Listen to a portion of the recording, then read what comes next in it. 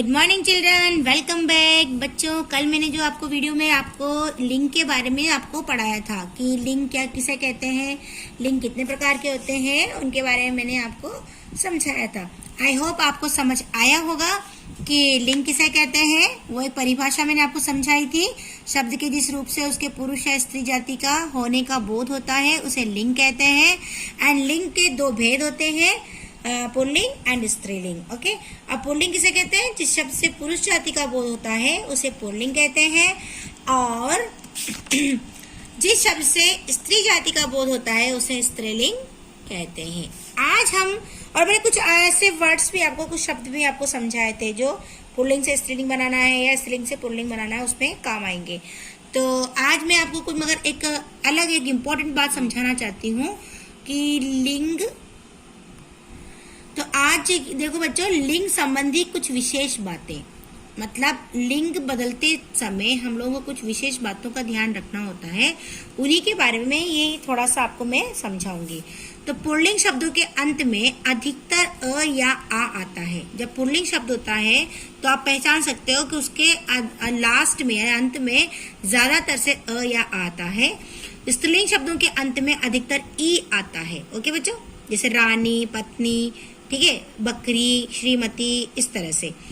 अब पर्वतों एवं समुद्रों के नाम प्राय पुल्लिंग होते हैं, जैसे हिमालय पर्वत, हिंद महासागर आदि।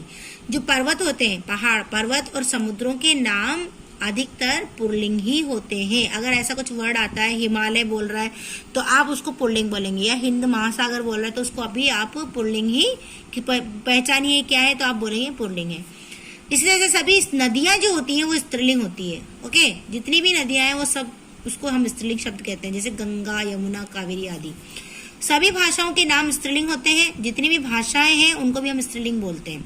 ओके, हिंदी, अंग्रेजी, तमिल, उर्दू। अब इसको आप बोलेंगे कि हिंदी स्त्रीलिंग है या पुल्लिंग है, तो आप क्या बोलोगे? यह स्त्रीलिंग है। ओके, और ऐसे ही गंगा, गंगा कौन सा शब्द है, पुल्लिंग है या स्त्री, तो आप क्या बोलेंगे? स्त्रीलिंग है। ओके, आप देखिए कुछ शब्दों का प्रयोग सदा पुल्लिंग में होता है। इनका पुल्लिंग में होता है, जैसे तोता, चीता, बिच्छू, खरगोश, मगरमच्छ, भालू, भेड़िया, कछुआ, उल्लू आदि। इसका देखो, इन हमेशा ये पुल्लिंग, चाहे वो तोता, अब उस पर ऐसे लिख सकते हैं हम लोग, मादा तोता या मादा चीता, इस तरह से हम यूज कर सकते हैं। इनका स्त्रीलिंग शब्द बनाने के लिए इन शब्दों से पहले मादा शब्द का प्रयोग किया जाता है, जैसे मादा भालू, मादा उल्लू, ऐसे। ओके बच्चों, अब आगे देखिए, कुछ शब्दों का प्रयोग सदा स्त्रीलिंग में होता है, यानी कि कुछ ऐसे शब्द हैं जिनका हमेशा स्त्रीलिंग में ही प्रयोग किया जाता है, जैसे मक्खी, मछली, कोयल, मकड़ी, गिलहरी, तितली, छिपकली, मैना आदि। अब इसके भी आगे अगर उसको हम पुल्लिंग बनाना है, ये स्त्रीलिंग जैसा दिख रहा है आपको, अगर हम इसको पुल्लिंग बनाना है तो हम उसके आगे क्या लगा देंगे बच्चों? नर तितली, नर मैना, नर मक्खी, नर मछली, ऐसे बनाना पड़ेगा। ओके, तो ये भी आप समझ में आ गया। क्रिया से भी लिंग की पहचान होती है, जैसे क्रिया एंड में जब क्रिया शब्द आता है तो उससे भी हम लिंग पहचान सकते हैं, जैसे कुत्ता आया, ठीक है, तो कुत्ता आया, तो इससे क्या पहचानेंगे हम कि ये पुल्लिंग है। बकरी आती है, आती है, तो क्या लिखेंगे यहाँ पर? ये स्त्रीलिंग है। कुछ शब्दों का लिंग किसी भी परिस्थिति में नहीं बदलता, यानी डॉक्टर, राष्ट्रपति, प्रधानमंत्री और प्रोफेसर आदि, इनके लिए कोई भी लिंग नहीं होता है।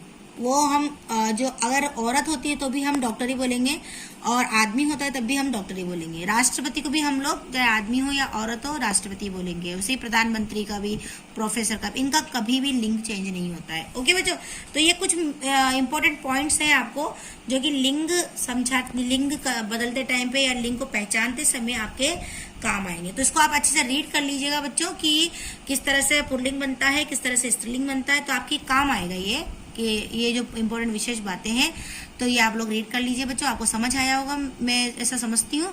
तो आज के लिए इतना ही बच्चों, अब मिलते हैं हम अगली वीडियो में, तब तक के लिए बाय, टेक केयर।